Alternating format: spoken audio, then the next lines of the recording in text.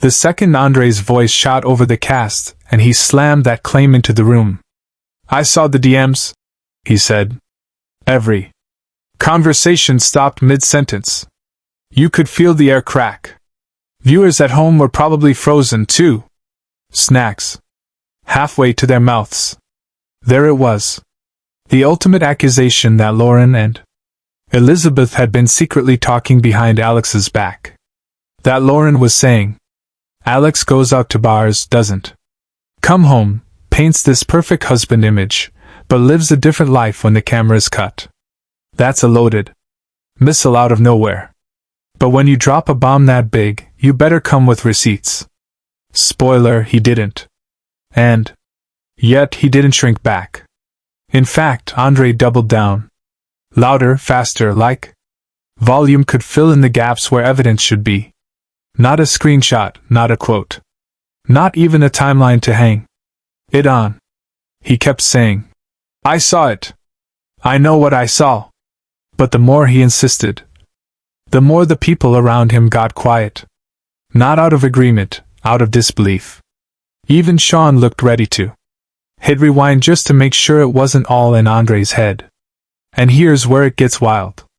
Elizabeth, not once in that moment did she interrupt him. Not even a gentle babe or a reality check whisper. She just sat there, tight smile, eyes flickering, completely still. Which, hold on. If you're the person who supposedly read these private messages about your husband, and your friend is now denying it on national TV, don't you speak up? Don't you clarify, or at least blink hard enough to signal distress? But that's the pattern. When Andrei leans into a lie, Elizabeth leans into support. Whether she agrees doesn't matter.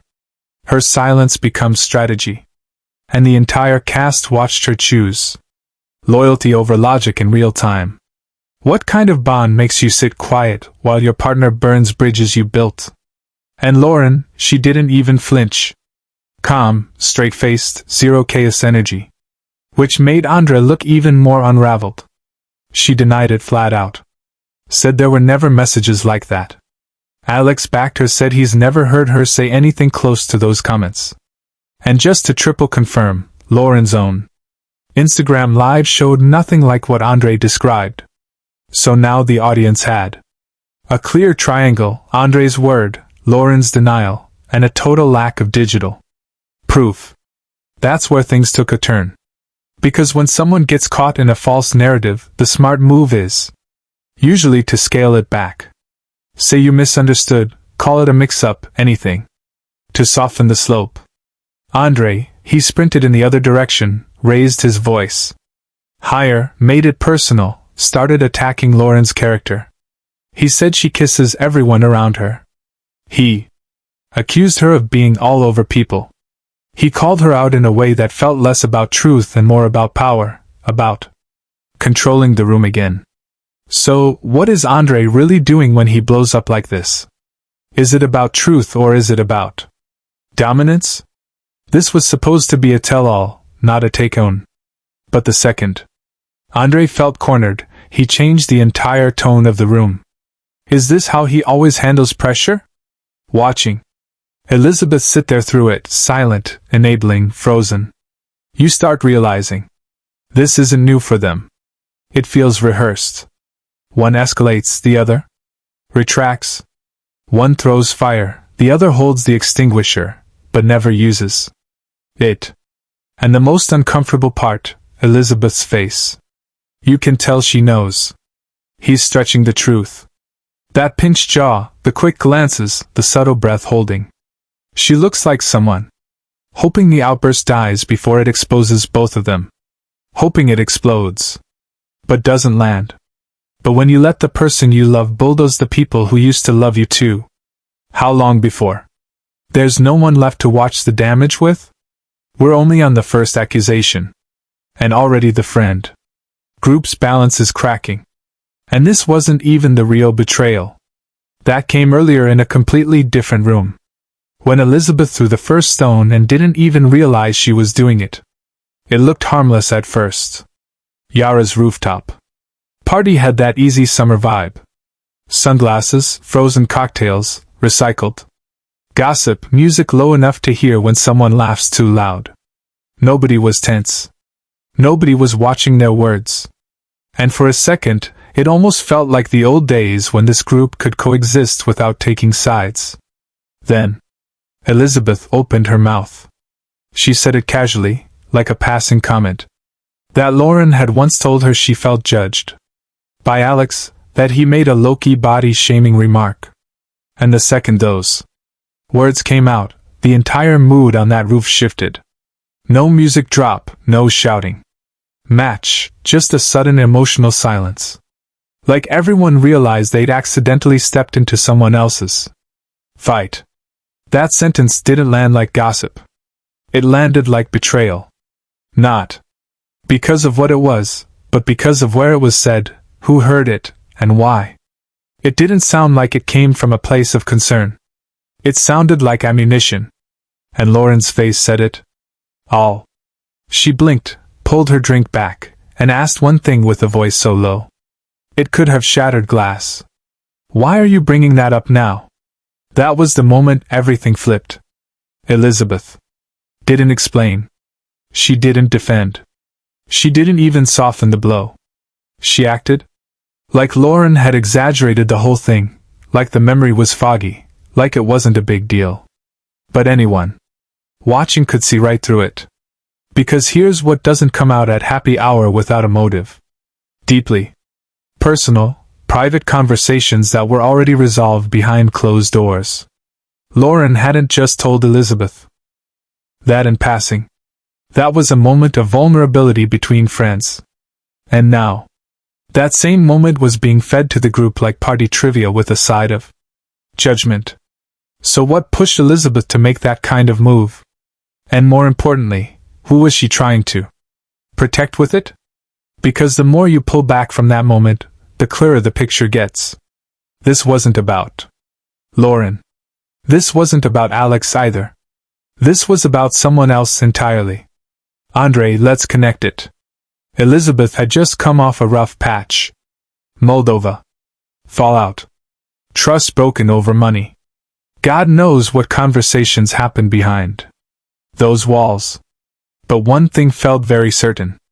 She was carrying weight she couldn't name. And when people don't feel safe confronting the person who caused the hurt, they look for a softer landing target. Lauren, open, empathetic, honest, became that target. Not because she did anything wrong, but because she was available. And think about it. Lauren's relationship with Alex, calm, balanced, built on mutual respect. Lauren doesn't need yelling matches to feel alive. She doesn't serve chaos with her coffee, which if you're sitting on a powder keg of your own, watching that kind of peace can feel threatening. Why does someone so secure in her chaos feel shaken by a woman rooted in calm? Elizabeth's betrayal didn't sound accidental. It sounded like a woman trying to deflect, trying to convince herself that every couple is fractured, not just hers. And she figured if she could frame Lauren and Alex as secretly toxic too, then she wouldn't be the only one living with doubt behind closed doors. Lauren didn't take the bait. She pushed back. Said that never happened. Said the version Elizabeth described wasn't true. Her voice cracked, not from volume, from heartbreak. You could tell she wasn't just mad. She was shaken. Because sometimes the worst betrayal isn't from an enemy. It's when a friend takes your pain and hands it to people it was never meant for. And here's where things start layering. Because that one sentence, it didn't leave the roof. It followed Lauren every time the group met again, and it demanded to grow. But what if Elizabeth wasn't even doing this consciously? What if this wasn't malice, but misplaced grief from a different betrayal? If you want to understand why Elizabeth would weaponize something so personal, you have to go back. Not to the party, not even to Lauren. You have to go to Moldova. And the one secret there that never got resolved. Moldova was supposed to be a chapter they closed. That's the story Elizabeth tells herself and the one she hopes everyone else forgets. But real betrayals don't pack themselves neatly into vacation photo albums. They sit in your chest and alter your reactions, especially when you haven't admitted how deep you bled. Dollar vanished just like that. A supposed investment, a plan Andrei made. Without her full input. He called it a business decision. She called it being blindsided. But what never made it into the carefully edited storyline was the actual weight of that loss. That wasn't play money. That was their future. Hijacked. On camera, Elizabeth tried to act calm. Off camera, her body gave it away. Shoulders tight, voice high, restless hands. People think betrayal always looks like rage. Sometimes it looks like silence. Because if you admit how bad it feels, suddenly you're standing on a cracked floor with no idea how deep the drop goes. And so Elizabeth swallowed it. She smiled through it. She packed up the kids. She flew home. That's not a normal choice. When a woman takes the kids and leaves mid-trip, it's not about jet lag. It's about emotional whiplash. Realizing the man you trusted with your money, your plans, your family, just made a life-altering decision behind your back and didn't flinch. So why did she go back? Because Elizabeth isn't new to conflict. She grew up in a house where people yelled, shut each other out, snapped over dinner, then moved on the next day like nothing happened. She was built to normalize dysfunction. And this Moldova moment wasn't the first betrayal she's lived through. It was just the cleanest one caught on film. But here's where it gets dangerous. Unprocessed hurt makes people hunt for control.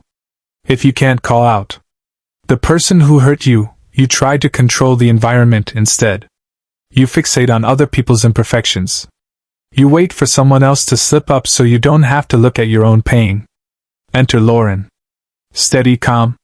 With a husband who, by all visible signs, respects her boundaries. That can feel threatening when you're pretending everything at home is fine. It triggers the quiet question Elizabeth has spent years trying not to answer. Why does peace look so foreign in my house? And when you're living in a relationship built on secrets you can't name, even small comments start to sound like judgment. So the moment Lauren shared something vulnerable, Elizabeth stored it, not to help, not to support, but because she needed it. She needed a deflection, a distraction baked in credibility. Because if she could frame Lauren's life as messy, chaotic, broken, then hers wouldn't look so fragile by comparison. Moldova never really ended. It leaked into every single decision Elizabeth made after that moment. And slowly, quietly, it started setting fire to the people she once leaned on. But what happens when fire meets someone who refuses to burn? Let's head into the next explosion. Because Yara and Joy, they may have tried to stay neutral, but this loyalty test, it drew blood. It wasn't just tension anymore. It was pressure. The kind of pressure that follows you through a room, wraps around small talk, and dares you to stay silent. That's what Yara and Joy walked into when they became the next names on Elizabeth and Andrei's loyalty checklist. No warning and no build-up. Just this subtle but sharp moment when Andrei basically asked, "Whose side are you on?" And not in a playful reality TV way. This came with consequences. Pick us or you're part of the problem. And in that second, the social vibe cracked like thin glass. Here's the thing. Yara is no stranger to confrontation. She can handle drama, call out BS, even stand firm when things get uncomfortable. But this didn't feel like confrontation. It felt like emotional cornering. Like suddenly being friends with everyone made her suspicious in everyone's eyes, especially Elizabeth's. Because when someone pressures you to take sides in a situation you never signed up for, what they're really saying is, "I don't trust your silence." It's not about neutrality.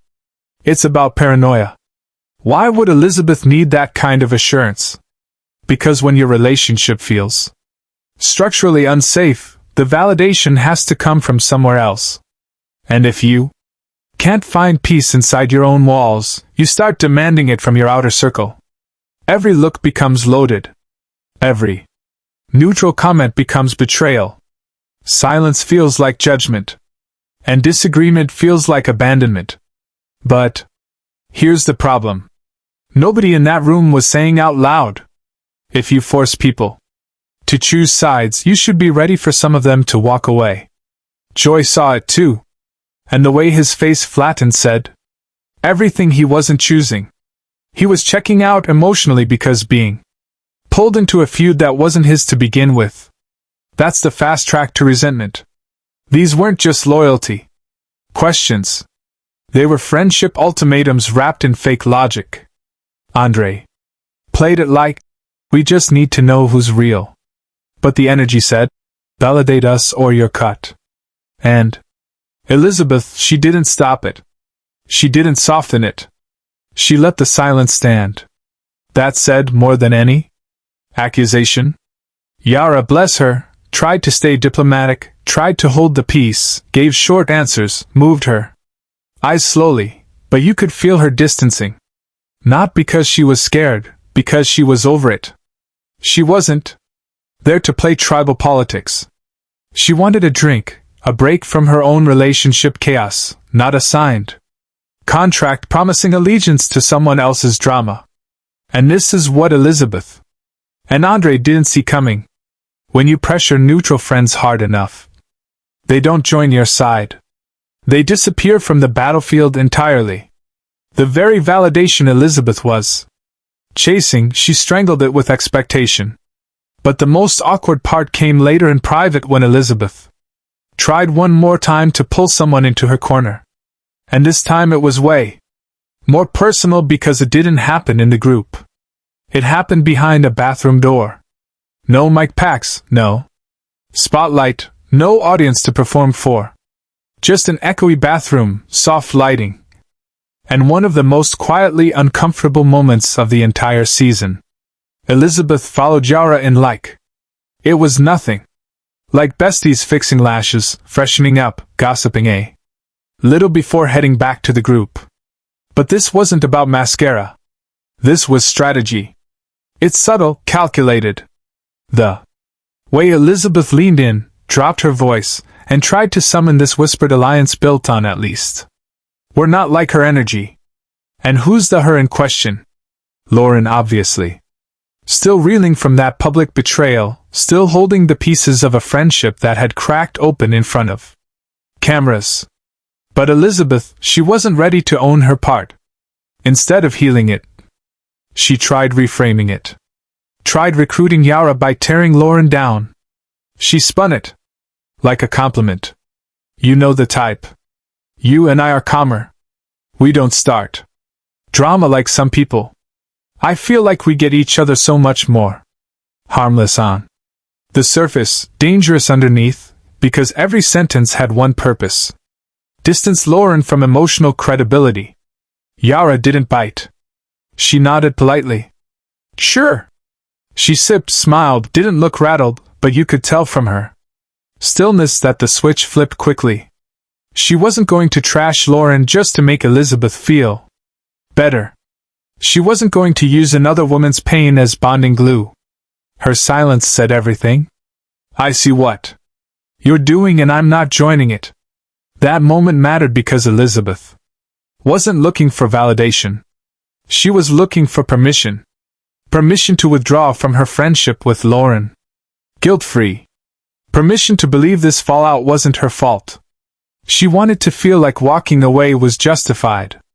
That she wasn't the one who broke trust or spread something personal in the worst way possible. But she picked the wrong person to transfer that guilt to. See, Yara runs on directness. She's dealt with public mess on her own terms for too long to get baited by emotional manipulation. Watching Elizabeth fish for agreement was like watching someone throw a party and realize halfway through no guests are coming. So, Elizabeth pushed harder. She brought up Lauren's surgery, framed it like a personality choice, not a health decision made it sound like betrayal, like anyone who changes herself physically is somehow not the friend she used to be. It sounded strange, judgmental, even bitter, as if Elizabeth had decided that the version of Lauren who stands up for herself and makes bold moves wasn't allowed to exist. But Yara stayed neutral. She didn't flinch. She didn't co-sign. She didn't toss Lauren under the bus in exchange for a new ally. And Elizabeth's energy started to get weird. Not furious, not confrontational, but almost desperate. Like she needed Yara to see Lauren in a negative light so badly just to prove that she wasn't alone in letting the friendship die. Because here's the truth hiding in plain sight.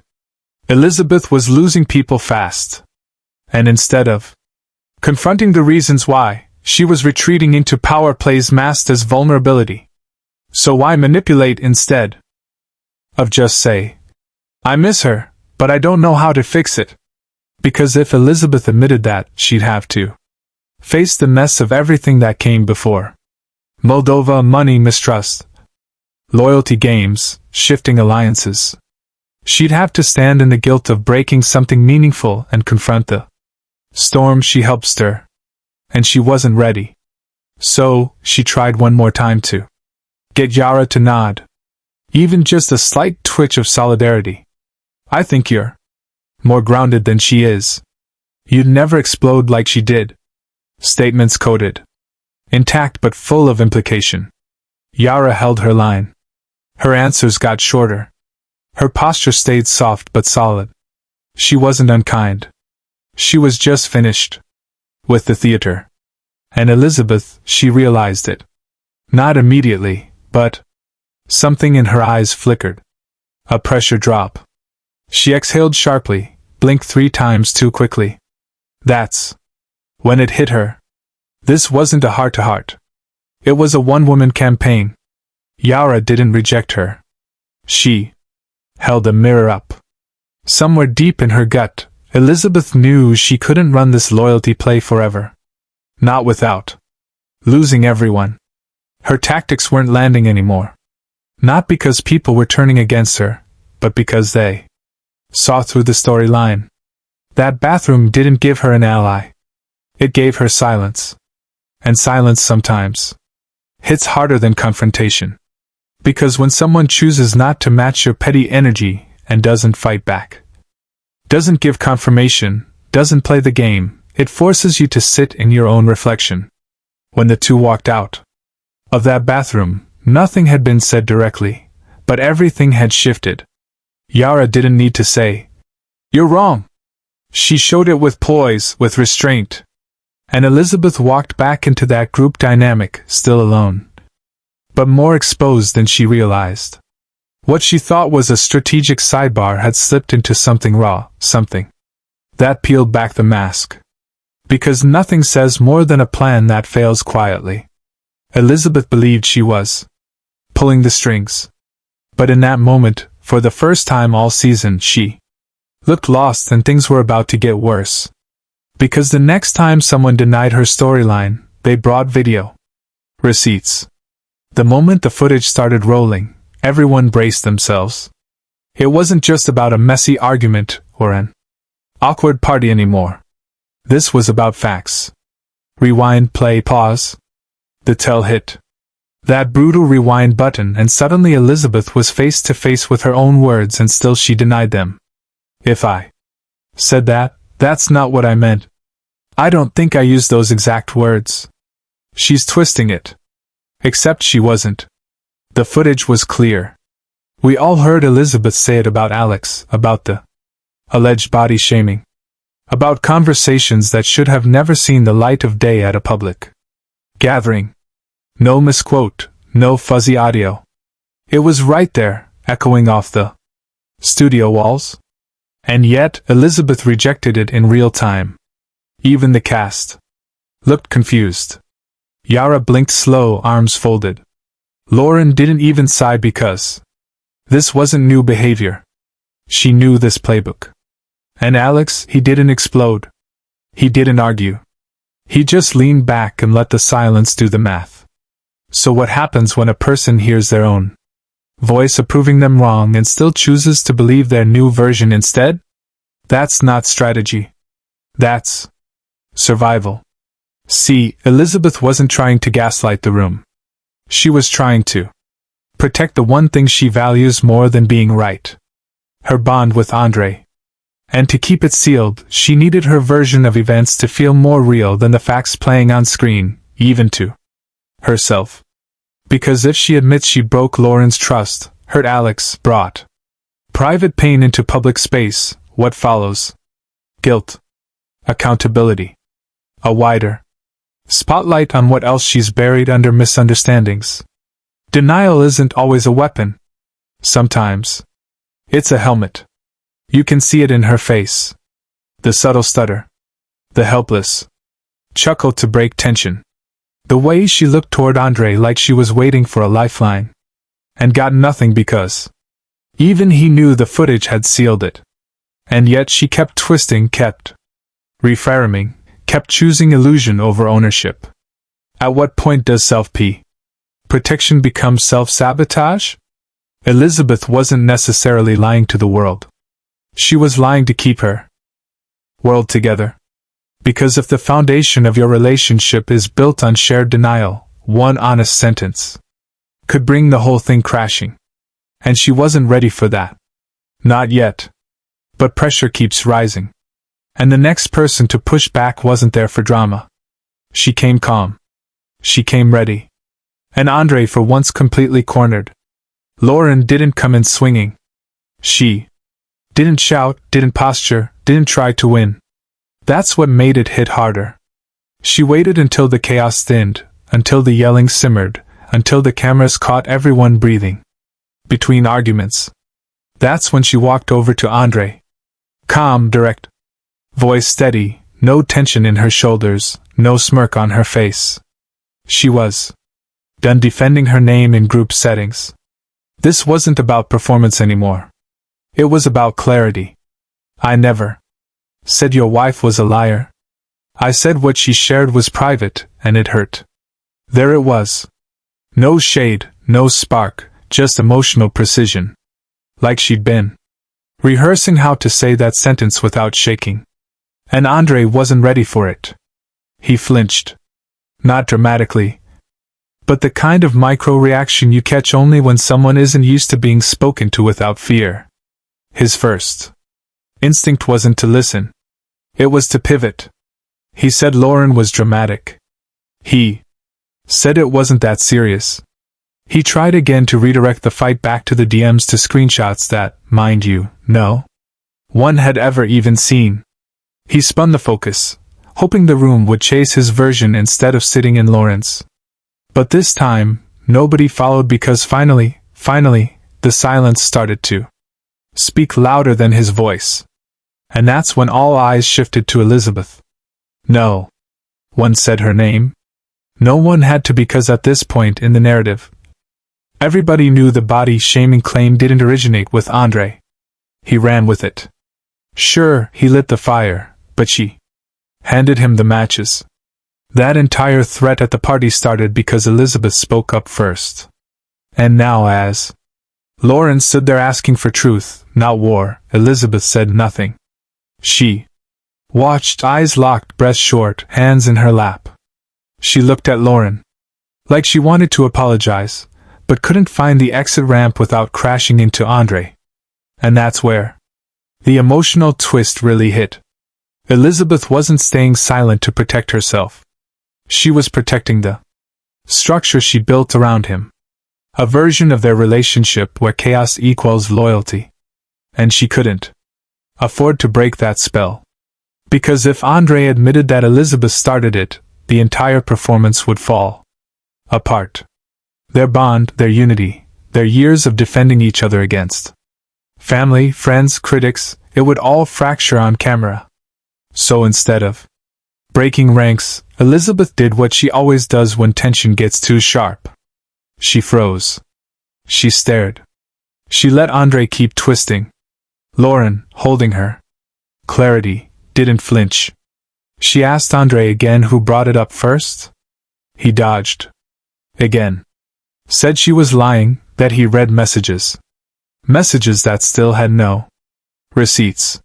He looked toward Elizabeth like, "Back me up here." And she flinched internally. A micro glance. A heartbeat too long. A half-open mouth that never released a sentence. It all played out in seconds, but it screamed something no one wanted to admit. Elizabeth knew the truth. She just didn't know how to live with it out loud. Because if she cracked open that truth now in real time, she couldn't control the aftermath. Andrei's face, his reaction, the fallout in their home. She wasn't just protecting a lie. She was protecting a fragile emotional ecosystem where Andrei's certainty covered her doubt, and her silence shielded his pride. The cost. Another friend gone. Another rift deepened. Another moment where healing could have happened, but got bulldozed by ego, fear, and performative strength. Lauren didn't rage. She didn't drag either of them. She just stated her boundary, thanked them for clarifying who they really were, and stepped out of the emotional blast zone. That's when it got quiet. Not an editing trick, not a producer note, just pure emotional fatigue settling in the room like a fog. Nobody could clear. Yara sat still. Alex didn't move. Joy looked at the floor. Sean blinked like she had more questions, but knew better than to ask. And Elizabeth, she sighed, soft, subtle. But it sounded like someone carrying guilt she was too tired to fight. Why does protecting a relationship cost her everyone else? And how many more loyalty tests before there's no one left to take them? Andrei, realizing he'd lost audience control, started to pace. Words scrambled. Volume climbed. The charm was gone. It wasn't dominance anymore. It was desperation. Like someone playing defense on a court no one else was even standing on. And then came the pivot, the predictable one, the walkout. Warning. And everything in that room tensed. Because when Andrei threatens to leave, it's not about escape, it's about control. And Elizabeth every time follows. The second Andrei's voice jumped past the edge of reason. The energy shifted like a pulled cord. He wasn't talking anymore. He was announcing. Arms tensed. Pace quickened. Words layered over themselves. It was the mental build-up we've all seen before. And then came the line he always swings when he's out of comebacks. I'm done. I'm out. Walkout time. But this wasn't just a scene break. It wasn't reality TV. Theatrics with a commercial beat drop. It was something sharper, closer to panic. Like the room had become too honest for him to survive in. Like if he stayed one more second, someone might actually say the whole truth out loud. And in that moment, Elizabeth didn't hesitate. She didn't pause to wave off tension or smooth things over. She didn't reach for Lauren, for Yara, for a reality check. She didn't even look back at the conversations they blew apart. She stood up like a shadow following a storm. Automatic, aligned, trained. They moved together like always. Exit over resolution. Closure avoided. The walk out wasn't about drama. It was about shutting down what couldn't be controlled. Because here's what Andrei's tantrum really confirmed. He lost the room and with it the narrative. And in their bubble, losing control doesn't lead to vulnerability. It leads to retreat. Every question on that stage came too close to the truth. Who said what? Who started the claims? Who stayed quiet when lies got louder? Accountability wasn't abstract anymore. It was standing FTOA in heels in a calm tone, asking very simple questions. No one wanted to answer. And maybe had Andrei stayed a moment longer, he'd have had to look Lauren in the eye and admit he ran with something Elizabeth planted. Maybe Elizabeth would have had to say the words everyone already knew but needed to hear from her. That yes, she crossed the line, and no, that wasn't Lauren's fault, but we never got that. They took the easier door, the one that doesn't ask for growth, just motion. But here's the twist no one saw coming. The walkout didn't say face. It underlined the truth. Because real strength isn't in leaving the room. It's in owning what happened before you leave. Andrei stomped out like a man protecting pride. Elizabeth followed like someone protecting his version of the story. And the people they hurt, they sat there. Stunned. Yes, but not surprised. Not really. Lauren didn't cry. Yara didn't react. Joy stayed still. Alex leaned back like he'd seen the cycle from every angle already. And Sean, she waited because she knows something the cast understands now, too.